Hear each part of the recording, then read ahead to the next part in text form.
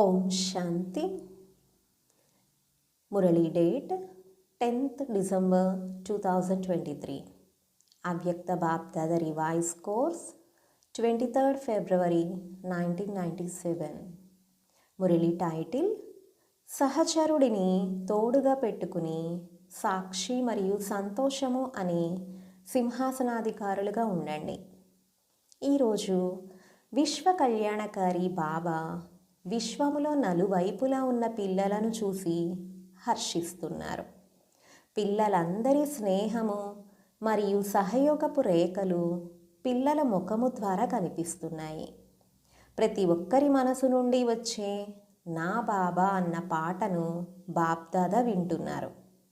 బాప్దాదా కూడా రిటర్న్లో ఓ నా అతి ప్రియమైన అతి స్నేహి అల్లారు ముద్దు పిల్లలు అని అంటారు. పిల్లలు ప్రతి ఒక్కరూ ప్రియమైన వారు, గారాభమైన వారు కూడా. ఎందుకని? కోట్లలో కొద్ది మందిలో కూడా కొద్దిమంది కనుక గారాల పిల్లలయ్యారు కదా. పిల్లలు సదా సంతోషంగా నాట్యం చేయటం చూస్తున్నారు మరియు సదా చూడాలనుకుంటున్నారు. సంతోషంలో అయితే ఉంటారు, కానీ బాబా సదా అలా ఉండటాన్ని కోరుకుంటారు. సదా సంతోషంగా ఉంటారా, లేక సంతోషంలో ఏమన్నా తేడా వస్తుందా? ఒక్కోసారి చాలా సంతోషంగా ఉండడము, ఒక్కోసారి కాస్త తక్కువగా ఉంటే, ఒక్కోసారి చాలా తక్కువగా ఉంటుంది. బాబా ఇంతకు ముందు కూడా వినిపించి ఉన్నారు. వర్తమాన సమయంలో విశ్వంలోని ఆత్మలకు పిల్లలైన మీ యొక్క ఈ సేవా అవసరం చాలా ఉంది. మీ ముఖం ద్వారా, నయనాల ద్వారా, 2 మాటల ద్వారా ప్రతి ఆత్మను దుఃఖం నుండి దూరం చేసి సంతోషాన్ని ఇవ్వాలి. మిమ్మల్ని చూడడంతోనే సంతోషపడిపోవాలి. కనుక మీకు సంతోషకరమైన ముఖము లేక సంతోషకరమైన మూర్తి సదా ఉండాలి. ఎందుకంటే మనసులోని సంతోషం ముఖం ద్వారా స్పష్టంగా కనిపిస్తుంది.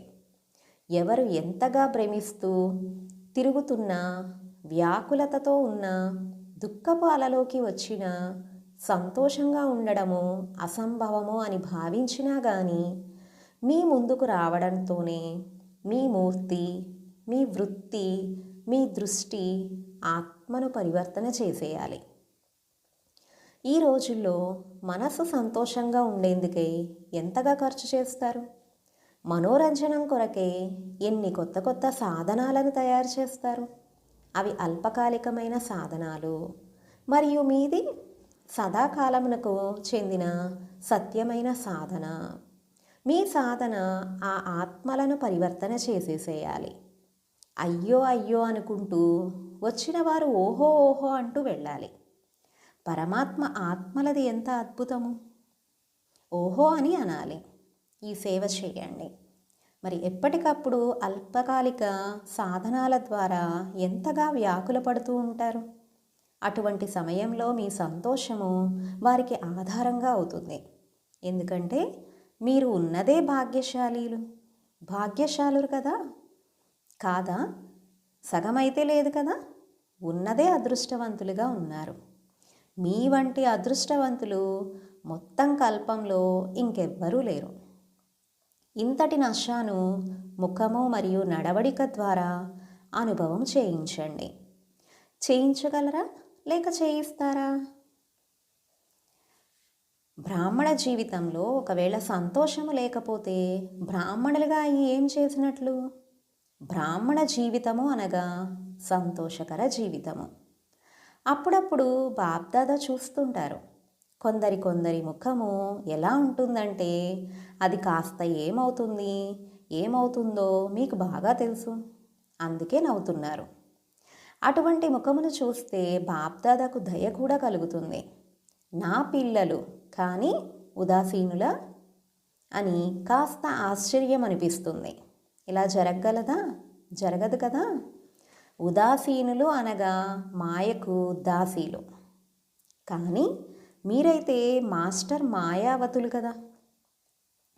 మాయ మీ ముందు ఎంత? చీమ కూడా కాదు, చనిపోయిన చీమ లాంటిది. దూరం నుంచి చూస్తే బ్రతికి ఉందని అనిపిస్తుంది, కానీ ఉన్నదైతే చనిపోయింది. కేవలం దూరం నుండి పరిశీలన చేసే శక్తి కావాలి. బాబా జ్ఞానాన్ని ఏ విధంగా విస్తారంగా తెలుసుకుంటారో అలా మాయ యొక్క బహురూపాలను కూడా తెలుసుకునే జ్ఞానాన్ని బాగా తెలుసుకోండి. అది కేవలం భయపెడుతుంది అంతే. చిన్న పిల్లలను నిర్భయంగా చేసేందుకు చూడండి, తల్లిదండ్రులు భయపెడతారు కదా, ఏమీ చెయ్యరు, కానీ కావాలని భయపెడతారు. అలాగే మాయ కూడా తన వారిగా చేసుకునేందుకై బహురూపాలను ధరిస్తుంది. అది బహురూపాలను ధరించినప్పుడు మరి మీరు కూడా బహురూపులుగా అయ్యి దానిని పరిశీలించండి. పరిశీలించలేకపోతున్నారు కదా, మరి అప్పుడు ఏ ఆటను ఆడతారు? అయ్యో మాయ వచ్చేసింది అని యుద్ధం చేయడం మొదలు పెడతారు. అలా యుద్ధం చేయటం ద్వారా మనస్సు బుద్ధి అలసిపోతున్నాయి. అలసటతో ఏమంటారు? మాయ చాలా శక్తివంతమైనది, మాయ చాలా తీవ్రమైనది అని అంటారు.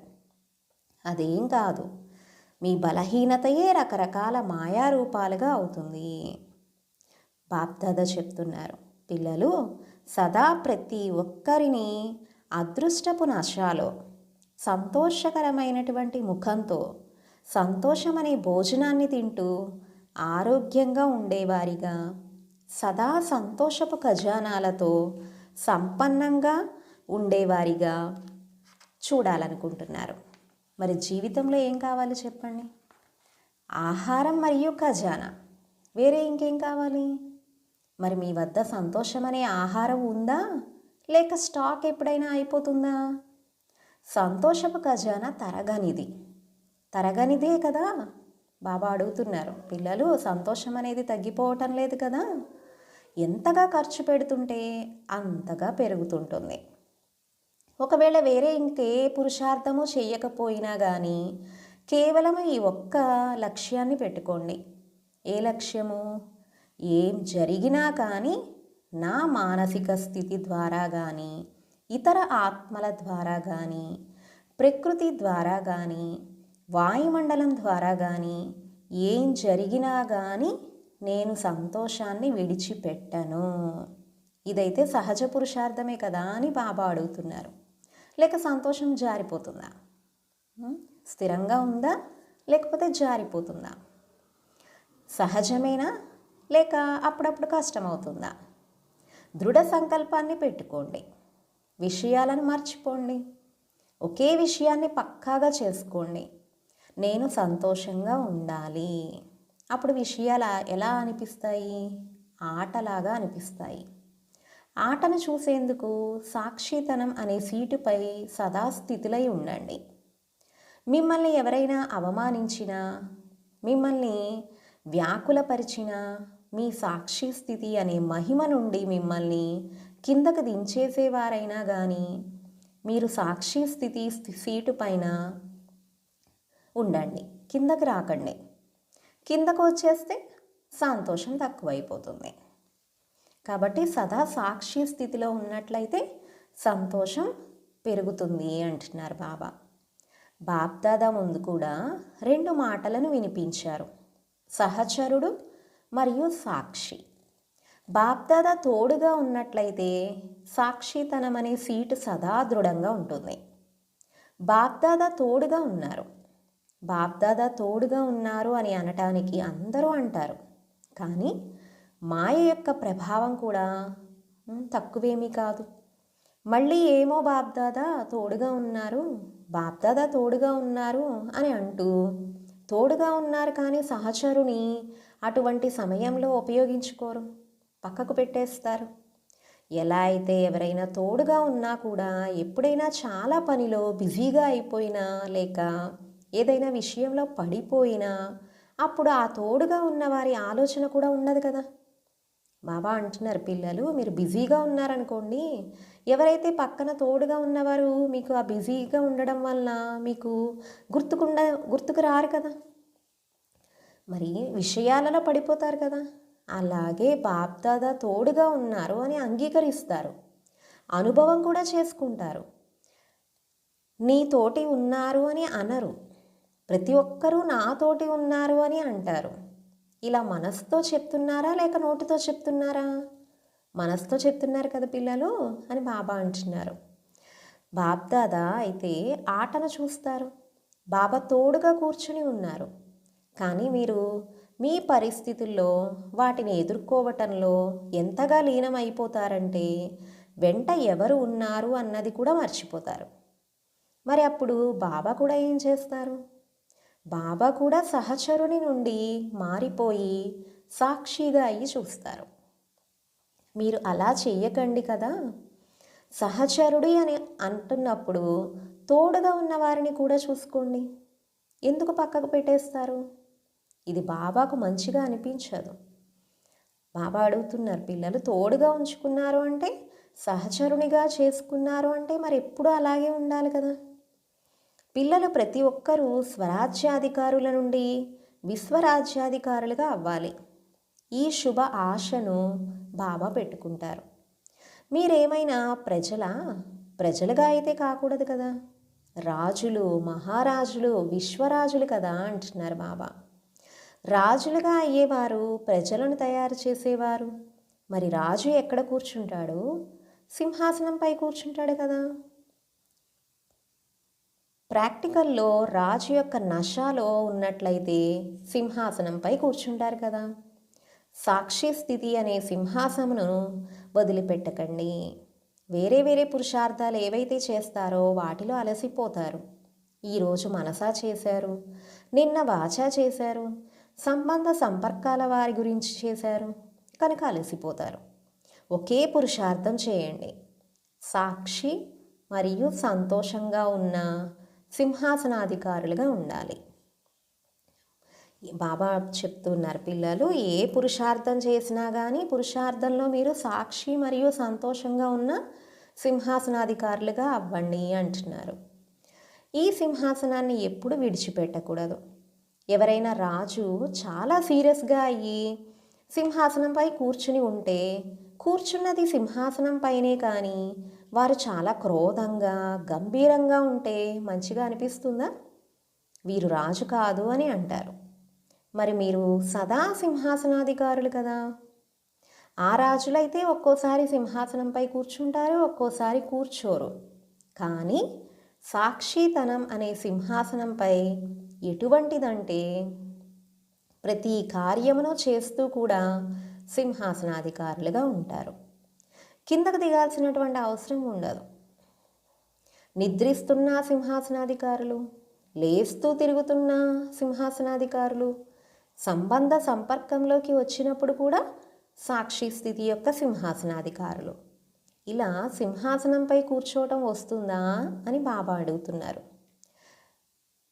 లేక కూర్చోవటంలో రావటం లేదా? జారిపోతున్నారా సీట్లో నుంచి? సాక్షి స్థితి యొక్క సింహాసనాధికారిగా ఉన్న ఆత్మ ఎప్పుడూ ఏ సమస్యలోనూ అలజడి చెందరు. సమస్య సింహాసనం క్రింద ఉండిపోతుంది మరియు మీరు పైన సింహాసనాధికారులుగా ఉంటారు. సమస్య మీ ముందు తలెత్తలేదు, కింద అణిగి ఉంటుంది, మిమ్మల్ని వ్యాకులపరచదు. ఎవరినైనా అణిచేస్తే లోపలే సమాప్తమైపోతారు కదా. అటువంటి సమయంలో బాప్దాదాకు ఆశ్చర్యం అనిపిస్తుంది. మీరు ఆశ్చర్యపడకండి, మీ గురించి మీరు ఆశ్చర్యపడండి, మంచిది. ఇతరులను చూసి ఆశ్చర్యపడకండి అని బాబా అంటున్నారు. నా పిల్లలు ఏం చేస్తున్నారు అని ఆశ్చర్యం అనిపిస్తుంది నాకు. సింహాసనం నుండి దిగిపోతున్నారు. మరి సింహాసనాధికారులుగా అయ్యే సంస్కారమును ఇప్పటి నుండే పెట్టుకున్నట్లయితే అప్పుడు విశ్వసింహాసనంపై కూర్చుంటారు. ఇక్కడ సదాకాలము సింహాసనాధికారులుగా లేనట్లయితే అక్కడ కూడా సదా అనగా పూర్తి సమయము ఎంత ఉంటుందో అంత సమయం కూర్చోలేరు. అన్ని సంస్కారాలను ఇప్పుడే నింపుకోవాలి. నింపుకున్న ఈ సంస్కారాలే సత్యుగంలో పనిచేస్తాయి. రాయల్టీ సంస్కారమును ఇప్పటి నుండే నింపుకోవాలి. ఇప్పుడు ఇంకా కొంచెం సమయం ఉంది, ఇంతలో ఇంకా వినాశనం అవ్వదు అని ఆలోచించకండి. వినాశనం అకస్మాత్తుగా జరుగుతుంది. తయారుగా ఉన్నారా అని అడిగి రాదు. అంతా సడన్గా జరుగుతుంది. మీరు కూడా బ్రాహ్మణులుగా ఎలా అయ్యారు? అకస్మాత్తుగానే సందేశం లభించింది కదా. ఏమన్నా అనుకున్నారా ఏంటి, ఈరోజు బాబా నాకు లభిస్తారు అని? మీకేమన్నా తెలిసిందా ఏంటి? లేదు కదా. ప్రదర్శనని చూశారు, సంబంధ సంపర్కంలోకి వచ్చారు, మారిపోయారు కదా. ఈ తారీఖుకు బ్రాహ్మణులుగా అవుతాము అని ఏమన్నా మీరు ఆలోచించారా? లేదు కదా. అకస్మాత్తుగానే జరిగింది. కనుక పరివర్తన కూడా అకస్మాత్తుగానే జరుగుతుంది అని బాబా చెప్తున్నారు. మాయ మిమ్మల్ని ముందుగా నిర్లక్ష్యము కలవారిగా చేసేస్తుంది. మేమైతే 2000 సంవత్సరము అని అనుకున్నాము, అది కూడా పూర్తయిపోయింది. ఇప్పుడు కాస్త రెస్ట్ తీసుకుందాము అని ఆలోచించకండి. ముందుగా మాయ తన గారడీని వ్యాపింపచేసి నిర్లక్ష్యులుగా తయారు చేస్తుంది. ఏ విషయంలో అయినా, సేవలో అయినా, యోగంలో అయినా, ధారణలో అయినా, సంబంధ సంపర్కంలో అయినా ఇది నడుస్తూనే ఉంటుంది, ఇది జరుగుతూనే ఉంటుంది అని మొదట మాయ నిర్లక్ష్యం చేసి ప్రయత్నం చేస్తుంది. తర్వాత అకస్మాత్తుగా వినాశనం అయిపోతుంది. మళ్ళీ తర్వాత బాప్దాదా చెప్పనే లేదు, ఇలా కూడా జరుగుతుందా అని అనకండి. కనుక ముందుగానే వినిపిస్తున్నాను అని బాబా చెప్తున్నారు. ఏ విషయంలోనూ కూడా నిర్లక్ష్యులుగా అవ్వద్దు. 4 సబ్జెక్టుల్లోనూ అలర్ట్గా ఉండాలి. ఇప్పుడు ఏమైనా కూడా అలర్ట్గా ఉండాలి. బాప్దాదా ఇప్పుడు రండి, ఇప్పుడు తోడుగా ఉండండి, ఇప్పుడు కాస్త శక్తిని ఇవ్వండి అని అప్పుడు అనవద్దు. ఆ సమయంలో ఇవ్వరు. ఇప్పుడు ఎంత శక్తి కావాలనుకుంటే, ఎలా కావాలంటే అలా జమ చేసుకోండి. అందరికీ పూర్తి అవకాశం ఉంది. తెరిచి ఉన్న ఖజానా ఇది. ఏ శక్తి కావాలంటే ఆ శక్తిని, ఎంత శక్తి కావాలంటే అంత శక్తిని తీసుకోండి. పరీక్ష సమయంలో టీచర్ లేక ప్రిన్సిపాల్ సహాయం చేయరు కదా. చేస్తారా? చేయరు. డబుల్ విదేశీ పిల్లలను చూసి బాబాకు కూడా డబుల్ సంతోషం కలుగుతుంది. ఎందుకు కలుగుతుంది? ఎందుకంటే డబుల్ విదేశీయులకు స్వయాన్ని పరివర్తన చేసుకోవటంలో డబుల్ శ్రమ చేయవలసి వస్తుంది. కనుక డబుల్ విదేశీ పిల్లలను చూసినప్పుడు బాప్దాదాకు డబుల్ సంతోషం కలుగుతుంది. ఓ నా డబుల్ విదేశీ పిల్లలు, ఓహో డబుల్ విదేశీయులు చేతులెత్తండి అని బాబా అంటున్నారు. ప్రపంచంలోని అనేక దేశాలకు చెందిన సుమారు 1000 మంది సోదరీ సోదరులు సభలో హాజరై ఉన్నారు. ఆ సమయంలో బాబా వినిపించినటువంటి ఈ మురళి వినిపించినటువంటి సమయంలో అంతమంది ఉన్నారు డబుల్ విదేశీయులు. వావ్, చాలా బాగుంది. డబుల్ చప్పట్లు మ్రోగించండి. బాప్దాదా విదేశంలో సేవా సమాచారాన్ని వింటుంటారు, చూస్తుంటారు కూడా. రిజల్ట్లో సేవ యొక్క ఉల్లాస ఉత్సాహాలు చాలా బాగుంటాయి.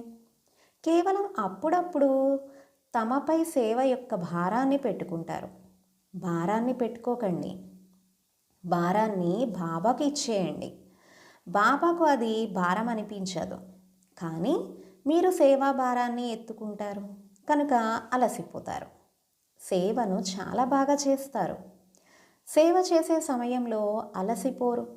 ఆ సమయంలో చాలా మంచి ముఖాలతో ఫోటో తీసే విధంగా ఉంటారు.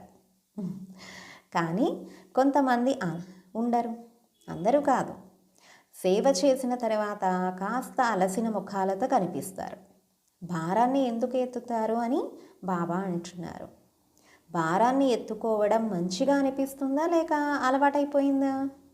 భారాన్ని ఎత్తుకుంటున్నారా? బాబా తోడుగా లేనప్పుడు భారం అనిపిస్తుంది. నేను చేశాను, నేను చేస్తాను అని అనుకుంటే భారంగా ఉంటుంది. బాబా తోడుగా ఉన్నారు, ఇది బాబా కార్యము, ఇది బాబా చేయిస్తున్నారు అని అనుకుంటే భారం అనేది ఉండదు కదా. తేలికగా అయ్యి నాట్యం చేస్తారు. నాట్యం బాగా చేస్తారు కదా. బాబా అంటున్నారు, పిల్లలు మరి సేవ చేసేటప్పుడు నాట్యం బాగా చేస్తారు కదా. డబుల్ విదేశీయులు నాట్యం చూడండి, అది చాలా బాగుంటుంది. స్వయాన్ని అలసిపోనివ్వరు, ఫరిస్తాల్లాగా చేస్తారు. భారతవాసులు చేసే నాట్యంతో పాదాలు చేతులు కూడా అలసిపోతాయి. కానీ విదేశీయులు నాట్యాన్ని కూడా చాలా తేలికగా చేస్తారు. కనుక సేవను కూడా అలా ఒక నాట్యంలా భావించండి. ఆట అనుకోండి. అప్పుడు అలసిపోరు. బాప్దాదాకు ఆ ఫోటో మంచిగా అనిపించదు. సేవలో ఉల్లాస ఉత్సాహాలు చాలా బాగున్నాయి. చిన్న విషయానికే అలజడిలోకి వచ్చే వారి శాతం చాలా తక్కువగా ఉంది అన్న రిజల్ట్ బాబా వద్ద ఉంది. ఎక్కువ మంది బాగున్నారు. కొద్దిమంది మాత్రం అప్పుడప్పుడు కొంచెం అలజడిగా కనిపిస్తూ ఉన్నారు. కానీ అది రిజల్ట్లో మరియు ఇప్పటి రిజల్ట్లో చాలా మంచి తేడా ఉంది అంటున్నారు బాబా. ఆది రిజల్ట్లో ఇప్పటి రిజల్ట్లో చాలా తేడా ఉంది. అలా కనిపిస్తుంది కదా. మరి నాజూకుతనాన్ని వదిలేయండి. రిజల్ట్ను చూసి బాప్దాదాకు సంతోషంగా ఉంది. ఇప్పుడు చిన్న చిన్న మైకులను కూడా తయారు చేస్తున్నారు. ఇప్పుడు చిన్న మైకులు కానీ ఇప్పుడు చిన్నవారి నుండి పెద్దవారిని తయారు చేసే వరకు కూడా వస్తారు. బాప్దాదాకు గుర్తుంది, విదేశీ టీచర్లు వీఐపీలను కలుసుకోవటమే కష్టము, రావటము వదిలేయండి, కానీ వారిని కలుసుకోవటమే కష్టము అని చెప్పేవారు. కానీ ఇప్పుడు సహజమైపోయింది. ఎందుకంటే మీరు కూడా వీవీఐపీలుగా అయిపోయారు. మరి మీ ముందు వీఐపీలు ఎంత? టోటల్గా విదేశీ రిజల్ట్ చాలా బాగుంది. సెంటర్లు కూడా బాగున్నాయి. వృద్ధిని పొందుతూ వెళ్తున్నారు. భారతదేశంలో సహయోగులు లేరు. లేకపోతే భారతదేశంలో కూడా చాలా సేవా కేంద్రాలు తెరుచుకునేవి. హ్యాండ్స్ లేరు అని ప్రతి జోన్ వారు అంటారు. కనుక ఈ సంవత్సరం హ్యాండ్స్ని తయారు చేసి సేవను చేయండి. హ్యాండ్స్ని అడగడం కాదు, తయారు చేయండి. ఇంకా దాన పుణ్యాదులు చేయండి. విదేశంలో ఇది చాలా మంచి పద్ధతి. ఎక్కడ సెంటర్ తెరుస్తారో అక్కడి నుండి లౌకిక కార్యమును ఉద్యోగం కూడా చేస్తారు. సెంటర్ను కూడా నడిపిస్తారు. కనుక సెంటర్ ఎలా నడుస్తుంది, ఎవరు నడిపిస్తారు అన్న ఈ సమస్య తక్కువగా ఉంటుంది. మేము లౌకిక కార్యమును ఎందుకు చేయాలి అని మీరు ఆలోచించకండి. ఇది మీ సేవానాదనము. లౌకిక పని చేయటం లేదు, కానీ అలౌకిక కార్యానికి నిమిత్తంగా అయ్యేందుకు లౌకిక కార్యాన్ని చేస్తున్నారు. ఎక్కడికి వెళ్ళినా అక్కడ సెంటర్ తెరవాలన్న ఉల్లాసం ఉంటుంది కదా. కనుక లౌకిక కార్యమును ఎప్పటి వరకు చేయాలి అని ఆలోచించకండి. లౌకిక కార్యాన్ని అలౌకిక కార్యంలోకి నిమిత్తమై చేస్తారు. కనుక మీరు సమర్పణ అయినట్లే. లౌకికతనపు కాదు, అలౌకికతనం అంటున్నారు బాబా. కనుక లౌకిక కార్యంలో కూడా సమర్పణలు. లౌకిక కార్యాన్ని వదిలేసి సమర్పణ సమారోహాన్ని జరుపుకోవాలనేమీ లేదు. అలా చేస్తే వృద్ధి ఎలా అవుతుంది?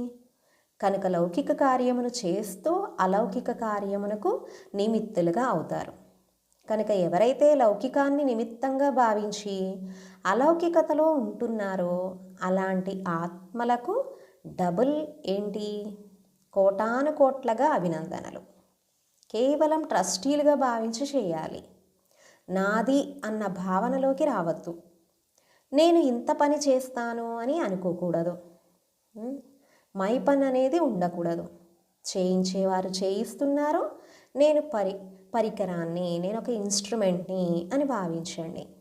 పవర్ ఆధారంతో నడుస్తున్నాను. ఎవరి పవర్? Supreme power. అచ్చా, ఈరోజు డబుల్ విదేశీయుల టర్న్ కదా. మీకు కూడా డబుల్ విదేశీయులను చూస్తే సంతోషంగా ఉంటుంది కదా. డబుల్ విదేశీయులందరూ సంతోషంగా ఉన్నారా? చేతులతో చప్పట్లు కొట్టండి. ఇప్పుడు మధువనంలో అయితే మాయ రాదు కదా.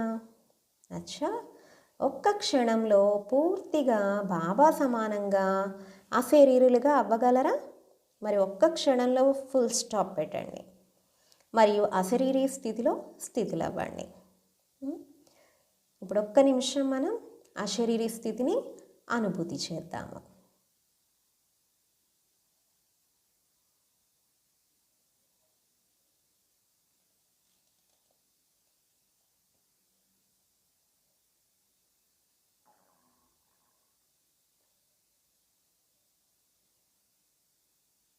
అచ్చా, దీనిని మొత్తం రోజంతటిలో పదే పదే అభ్యాసం చేయండి.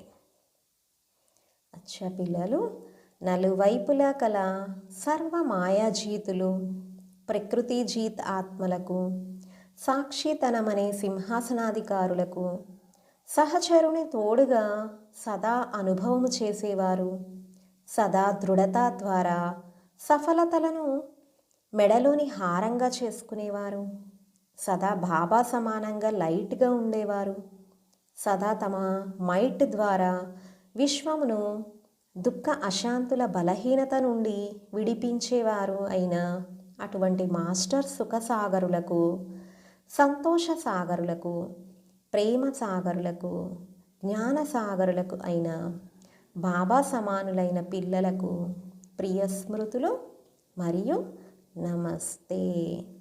हम रूहानी बच्चों की रूहानी बाप दादा को याद प्यार गुड मॉर्निंग और नमस्ते. मेरा बाबा मीठा बाबा प्यारा बाबा शुक्रिया बाबा. వరదానము: పరిశీలించే మరియు నిర్ణయము చేసే శక్తి ద్వారా సేవలో సఫలతను ప్రాప్తి చేసుకునే సఫలతామూర్తి భవ.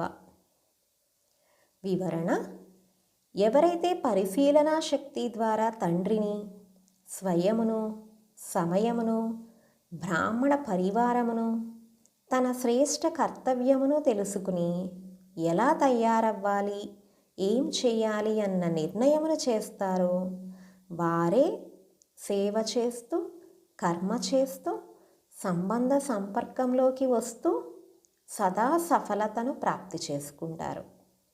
మనస, వాచ, కర్మణ అన్ని రకాల సేవలలో సఫలతామూర్తులుగా అయ్యేందుకు ఆధారము పరిశీలించే మరియు నిర్ణయము చేసే శక్తి. అన్ని సేవలకు ఆధారం పరిశీలన మరియు నిర్ణయం చేసుకునేటువంటి శక్తి. స్లోగన్: జ్ఞానయోగముల లైట్ మైట్ల ద్వారా సంపన్నంగా అయినట్లయితే ఎటువంటి పరిస్థితినైనా క్షణంలో దాటివేస్తారు. జ్ఞానయోగముల లైట్ మైట్ల ద్వారా సంపన్నంగా అయినట్లయితే ఎటువంటి పరిస్థితినైనా క్షణంలో దాటివేసేస్తారు. ఈరోజుటి స్వమానం: నేను సఫలతామూర్తి ఆత్మను. ఓం శాంతి.